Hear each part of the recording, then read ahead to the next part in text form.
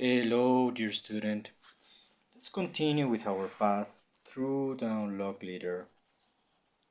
The journey from superhero, leader, to human leader can not only transform the lives of leaders themselves, but at university, work, and beyond.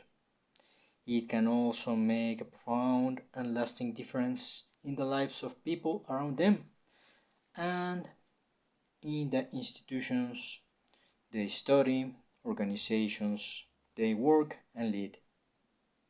This is how human leaders make an impact and shine their light in the world by changing the way they connect with themselves and other people. They start a chain reaction that reverberates throughout the university, organizations, and beyond, because we are all part of interconnected networks of human relationships.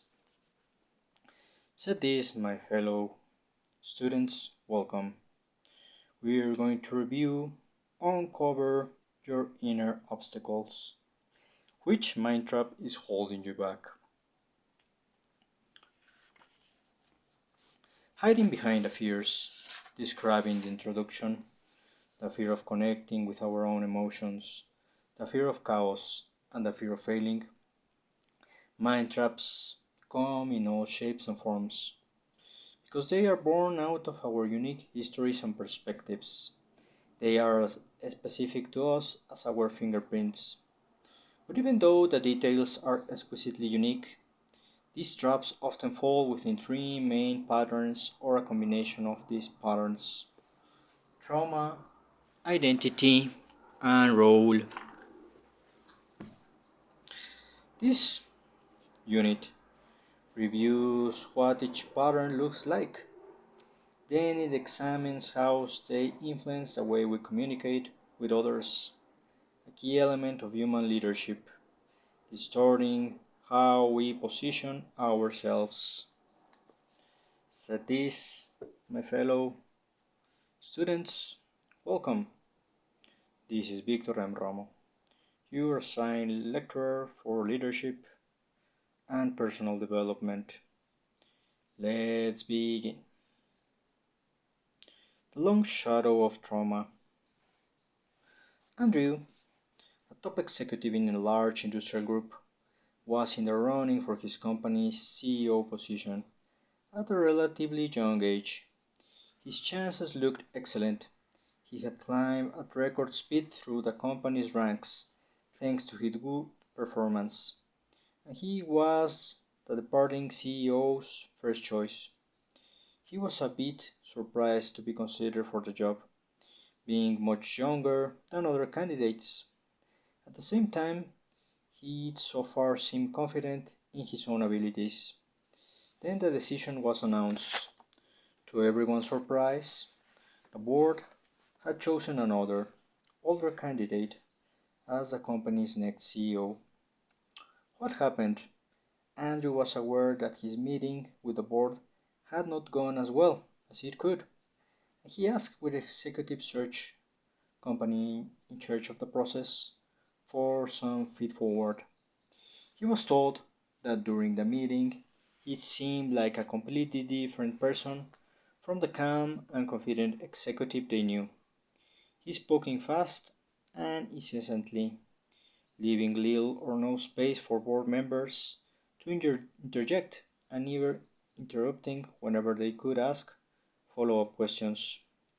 He kept veering off on tangents that were irrelevant to what the board members wanted to know.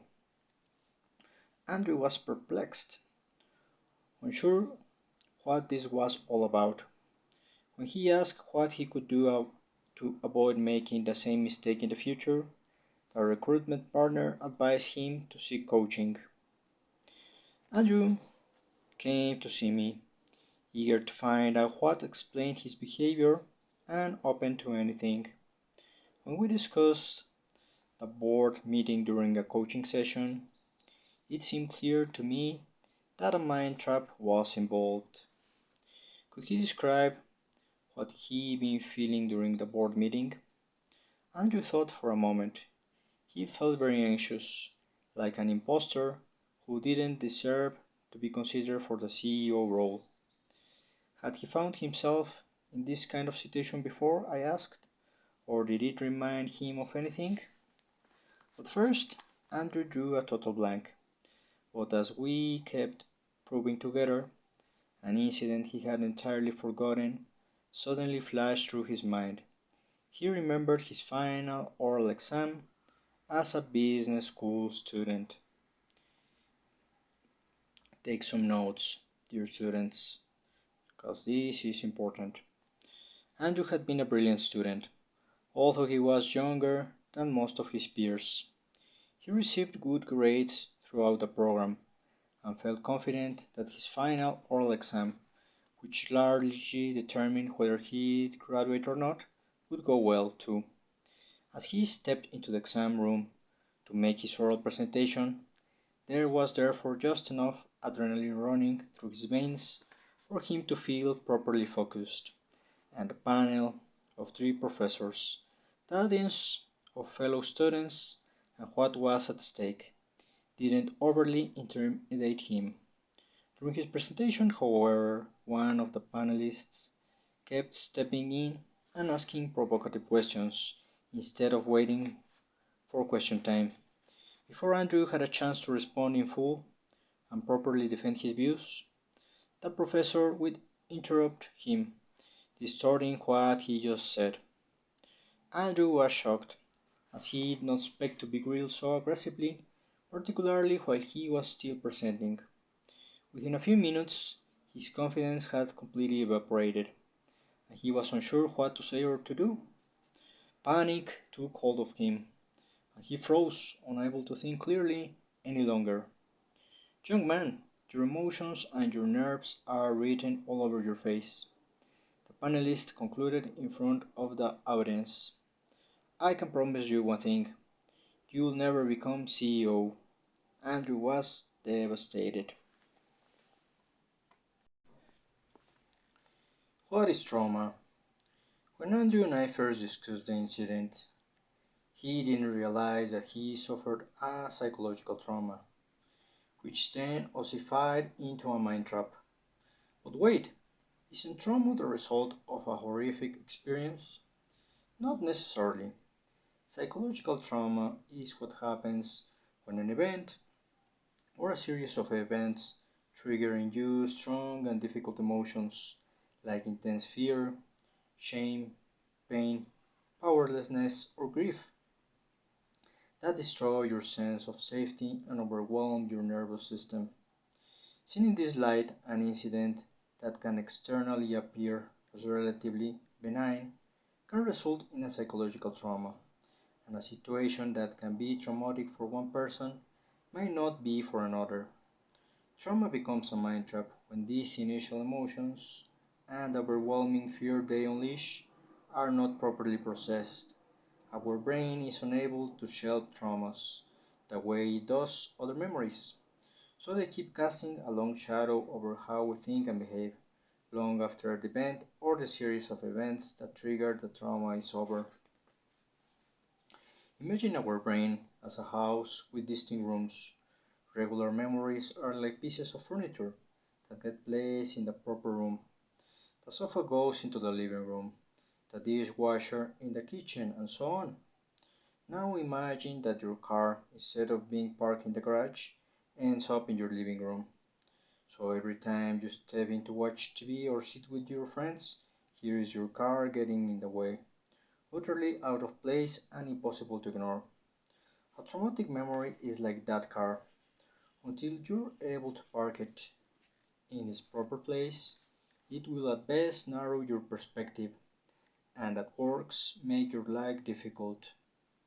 The post-traumatic stress that many combat soldiers and assault victims experience is an acute illustration of this mechanism. Any sound, smell, visual, words, or situation that evokes the initial trauma triggers overwhelming stress and involuntary survival reactions. And when they are no longer facing a real threat, imagine an unhealed, festering wound, How would you react if you thought something or someone might press on it? Andrew's oral exam was like that one. Even though he had graduated and even forgotten the incident that had happened, the trauma stayed alive in his unconscious, influencing his beliefs and behavior. Even though he was unaware of it, his high stakes presentation in front of all board members who would determine whether he'd get the CEO job or not reminded him of his oral exam. Afraid that the same situation would happen again, he preempted any possibility that someone could destabilize him by dominating the conversation and making sure no one else could interrupt or even speak. I experienced something similar after a thief broke my car window to steal my purse on the passenger seat while I was on the way home from work one night. The shock of the violent intrusion had left me frozen, and cars behind me started honking, adding to my panic and helplessness. Panic morphed into terror as I realized the thief could now find my keys and my address inside my purse, and my two young children were home with their nanny. When I made it home, everyone was fine. I blocked my credit cards, changed my locks, and had my car window repaired. I put it all behind me, or so I thought. For months, I was inexplicably thrown into sudden panic every time I walked under a street lamp or a movement occurring in my peripheral vision when I was driving. It wasn't until I sought treatment from a psychotherapist that I understood what was going on. Although I was convinced I hadn't seen the attacker, my senses had actually registered him approaching from the side, crossing the halo of a street lamp, and my brain remembered it as trauma. So every time I found myself near a street lamp at night, my brain kept reliving the incident and the terror that came with it. Once I received eye movement desensitization and reprocessing therapy, a technique that helps heal from trauma by rewiring the brain, I was able to properly process the memory of the attack by moving it to its proper neurological place, like the car in the garage. Once the memory had been properly parked, I no longer relived it. Inherits trauma. So where our own traumas, big and small, can turn into mind traps. But our own mind traps are sometimes associated with somebody else's trauma. Whether the impact of trauma can or cannot be biologically transmitted across generations through our genes is still hotly debated among scientists. Yet, even if our genes are not involved, our parents, teachers, and social, national, or religious environment can undoubtedly influence our views and beliefs, including when it comes to trauma. For example, David, a senior executive in the financial industry, had developed a technical expertise that was highly valued at work, but he was always suspicious and hypervigilant. He suspected colleagues wanted him to stumble and often wondered when mistakes happened whether some of his team was out to sabotage him, which resulted in aggressive outbursts and conflicts. Constantly on the defensive, he was careful never to let his guard down and share anything personal, or ask his team members about their aspirations and hopes. He was therefore unable to genuinely connect with people at work and struggled to advance his ideas, but he blamed others for his lack of traction. You sound like you're fighting a war, I remarked during one of our conversations. Whose war are you fighting? He looked at me as if a door had suddenly opened in his mind. Although David was born and had grown up long after World War II, his parents and grandparents had had to flee and hide from the Nazis, always on the lookout for possible danger and afraid they might be betrayed. Growing up, David had absorbed his parents' and grandparents' mindset that the world was a dangerous place and that no one outside the close family circle could be trusted. The very outlook that they had kept his family alive during the war, however, became a significant obstacle his studies, at work, and beyond, undermining David's relationship with peers, colleagues, and his impact. Identifying this inherent mind trap and bringing it to David's consciousness was the first step toward shifting his perspective. In addition to psychological trauma, whether big or small, our own or others, the second common mind trap pattern has to do with identity, or how we see, define, and value ourselves.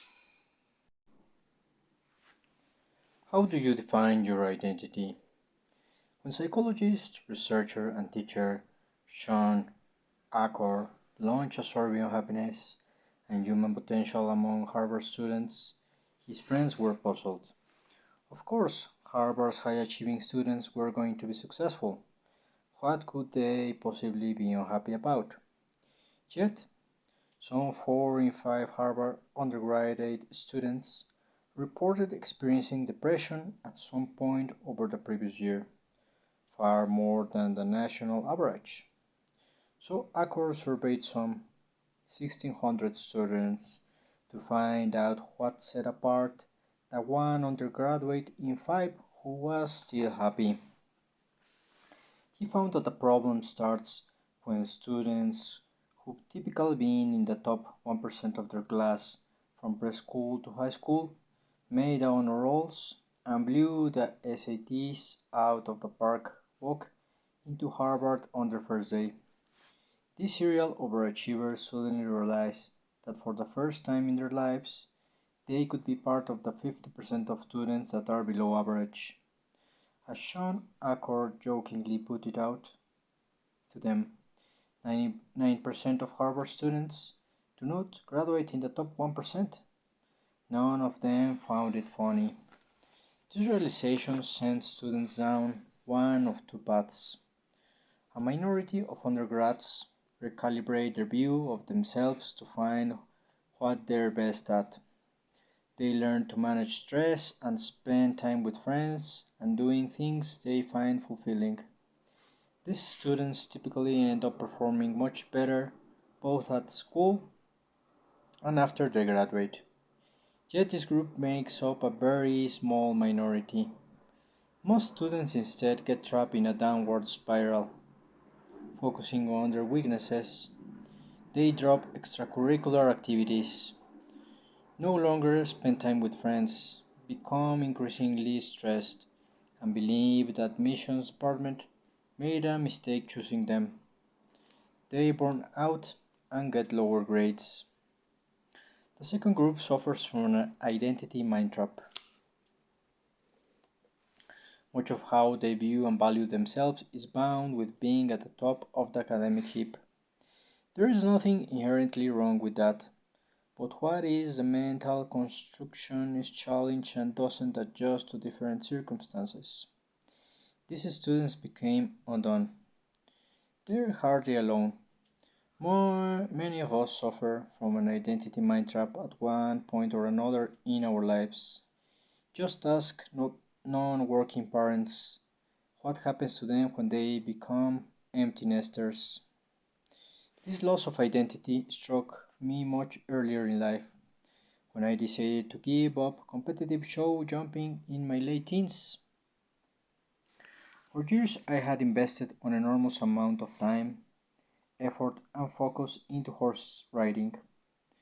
Only a few years after I stepped back did it become clear that without realizing I had also invested a significant part of my identity. First, I left my native France and followed my dream to experience life in the USA, where I studied for a while. When I came back home, however, my American degree was not valued as I hoped it would be, and I struggled to figure out what to do next. I became disoriented. I was home but no longer in a world where I had been known and valued for my writing talent and experience. Who was I if I no longer a successful show jumper? It took me a while to revise how I defined and valued myself and to find a way forward.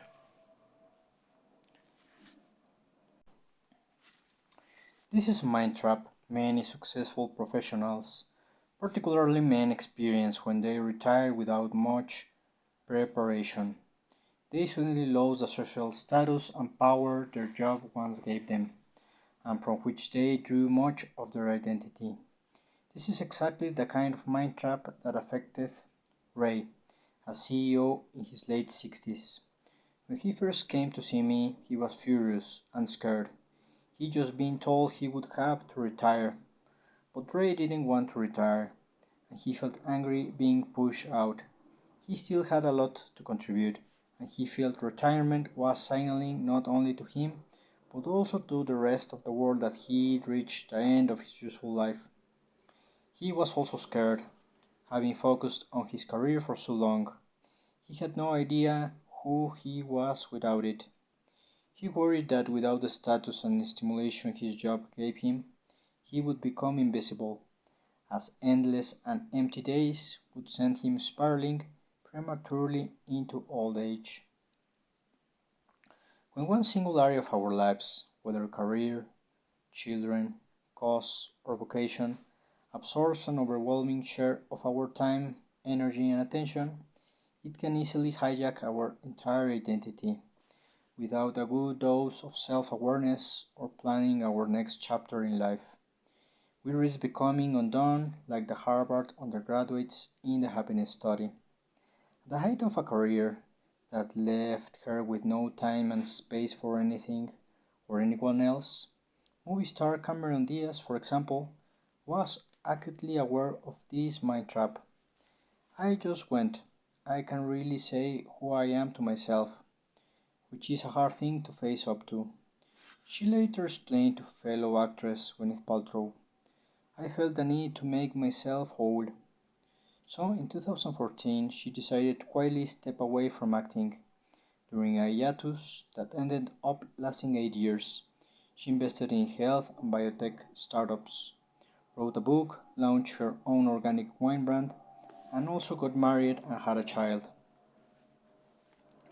NBA champion Pau Gasol, however, was forced to prepare for his life after basketball when a navicular stress fracture on his left foot pushed him off the basketball court.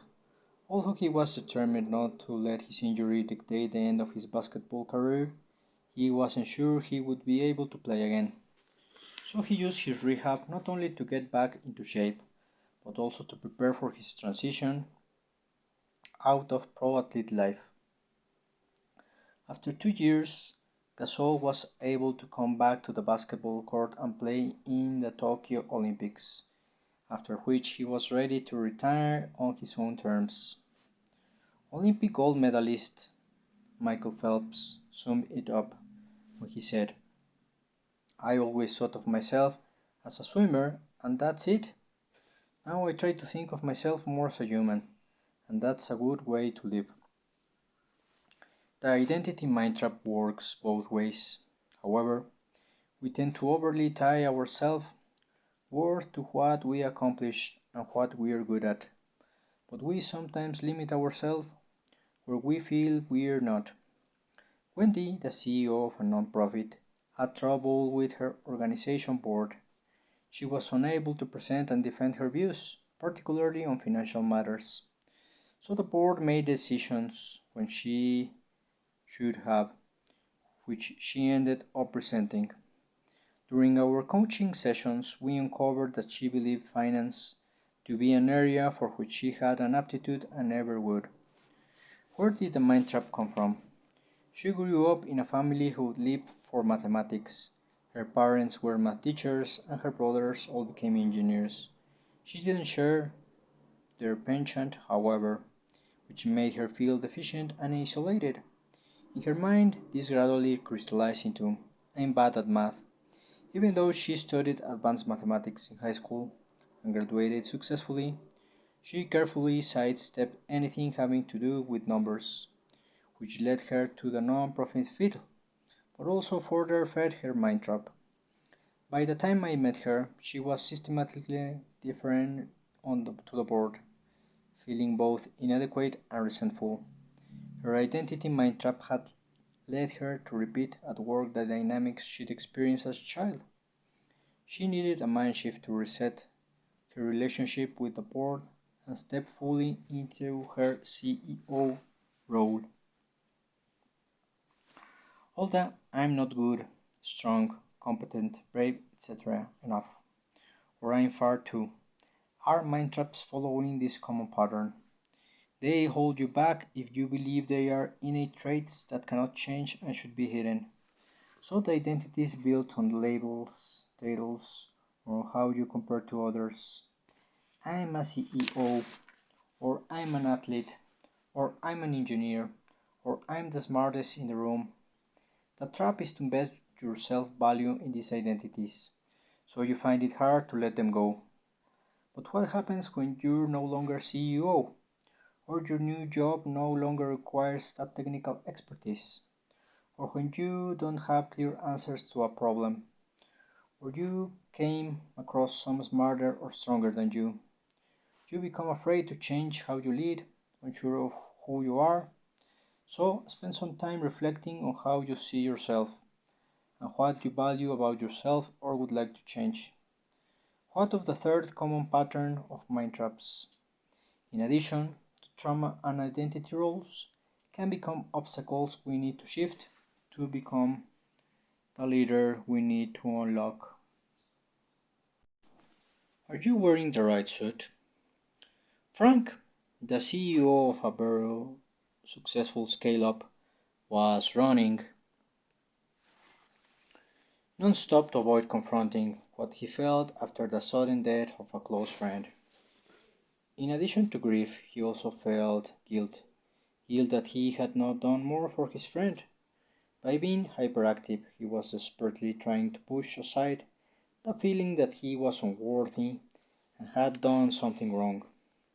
His behavior affected his relationship with his team and the company's performance, so he never stopped long enough to share his vision properly or ask about how his colleagues were doing. So the flurry of activities and demands left his team confused, discouraged, and burned out. So did his mounting frustration about his performance, which he found disappointing. His life outside of the office suffered too. He had no time for his partner and for his friends. Frank Mindtrap was largely about roles, or what psychologist Carl Jung labeled archetypes, which is very important. He had a precise idea of what kind of person and actions made a good friend, and deep down he believed that he had fallen short of his own standards, a view he then refused to confront. Whether we realize it or not, we all carry norms about the many roles that we fulfill in our lives. What does it mean to you to be a man, a woman, or perhaps neither, a good student, parent, child, sibling, friend, neighbor, roommate? What do you think makes a good colleague and a good leader? We draw answers to these questions from people around us, but also social norms. For example, NBA player Kevin Love believed for a long time that men, particularly pro athletes, had to be tough and should not share their feelings.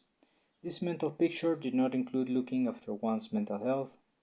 He believed, I remember how my grandmother firmly believed that women shouldn't work, and my mother that being a veterinarian wasn't a woman's job. Imagine a jacket or suit that is the wrong size or cut for you. Unless you decide to go for clothes that fit you, you have a problem. Either you manage to squeeze yourself in and feel very uncomfortable, or you can't even wear them at all, and you start feeling that you, instead of the clothes, are the wrong size and fit.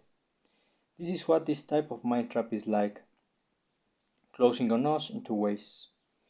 Either we conform to a role that does not or can no longer fit us, which often results in anger, depression, burnout, or the gap between who we are and who we think we should be cannot be bridged, which can leave us feeling guilty, ashamed, inadequate, or fearful.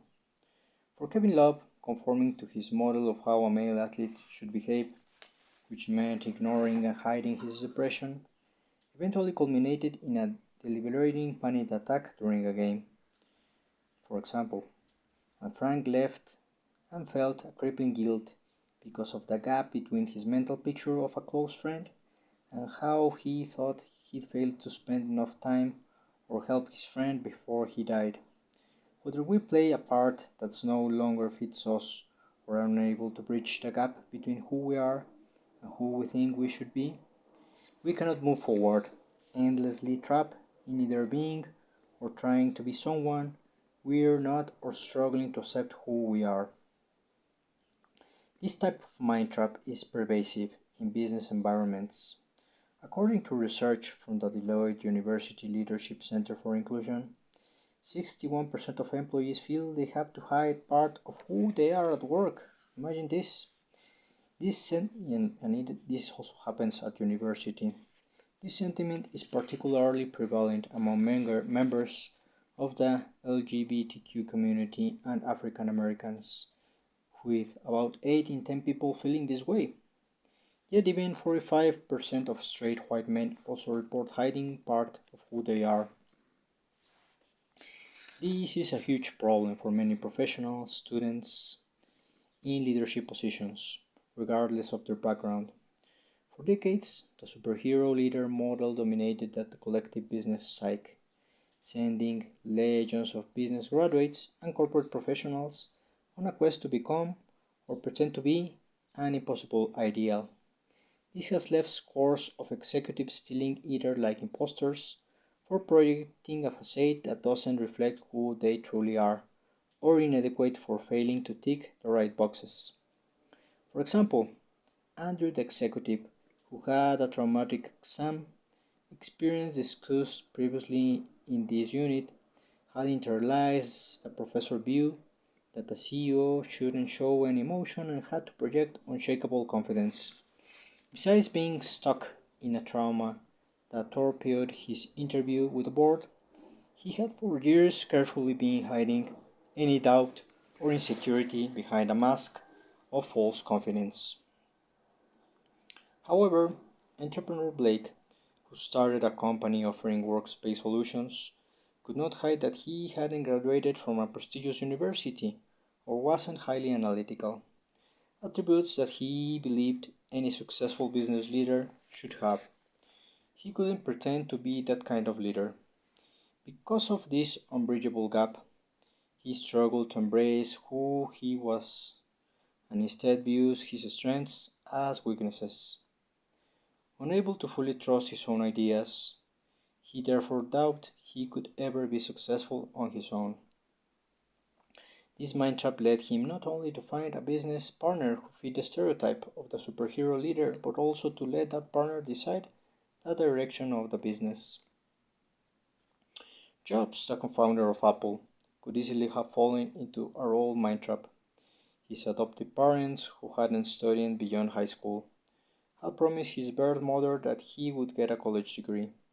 After 6 months in college, however, he felt he was wasting his time.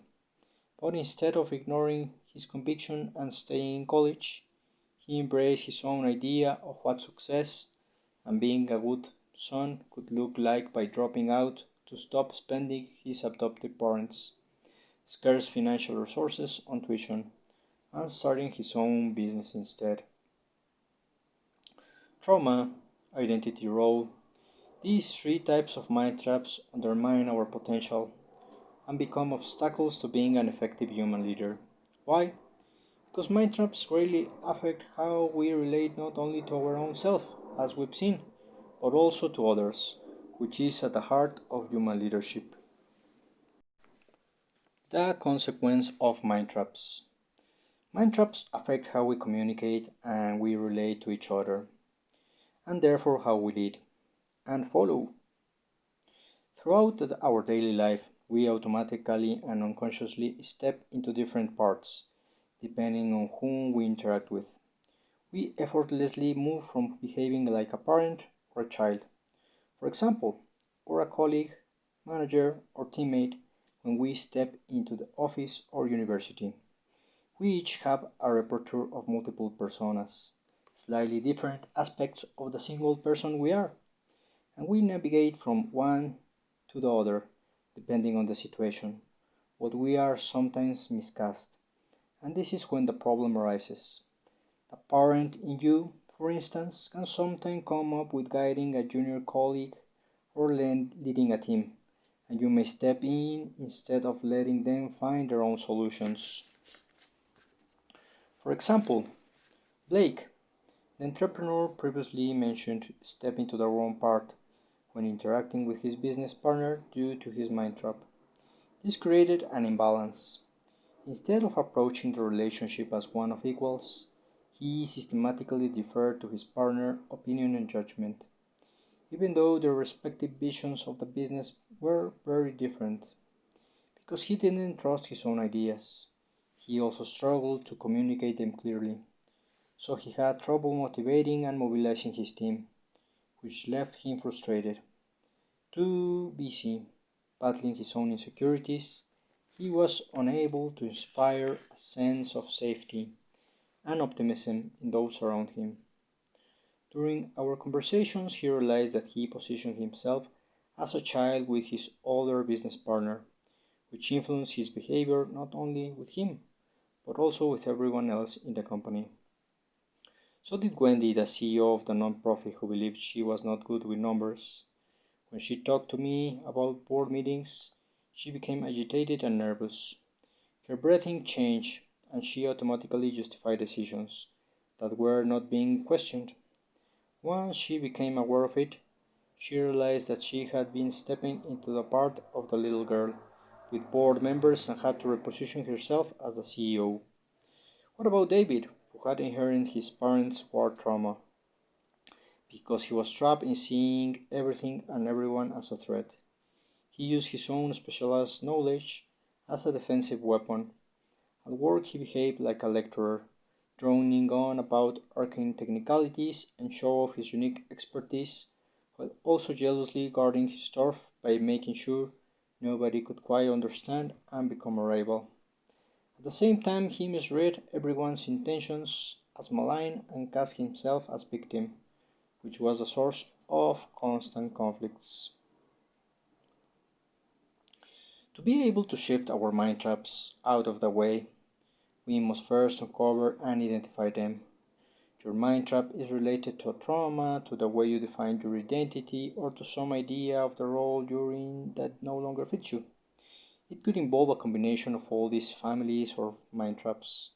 If in any case your mind trap affects how you relate to other people, locking into behaviors that weaken your leadership, have identified the mind traps that prevent you from stepping into a truer, bigger, and more empathetic version of yourself. We must now uncover the roots, the voice that has planted and fed a perspective that no longer serves you. Said this, my fellow students, let's go to the self reflection weekly activity, in which we will be reviewing the long shadow of trauma. How do you define your identity? Are you wearing the right suit? And the consequence of mind traps. Remember that we are using this information to self-reflect about ourselves and about our Star Wars Leadership Academy, which we will be presenting the next week. Said this, thank you for listening and viewing me today. Any question, feel free to contact me or put it in the comments section. Thank you, and please have a lovely day. Goodbye.